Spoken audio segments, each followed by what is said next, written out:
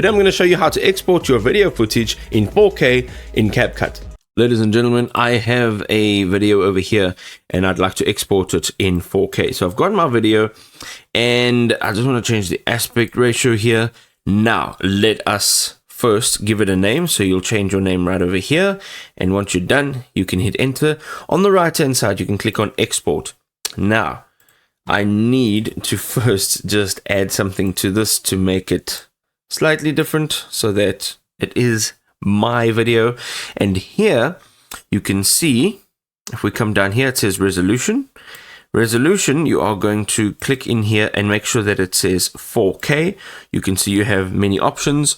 Then we have the codec, generally H.264 or H.265 if it will be available for you. Format, make sure that it's in MP4.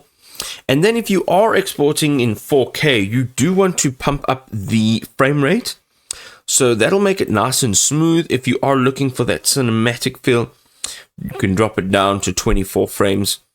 But now what you can do is go into the bitrate, and currently I've got it on higher. It's just a preset. You can go to custom, and here you can change this and increase the bitrate. Now, when you increase the bitrate, it will take longer to export, but you will get better quality.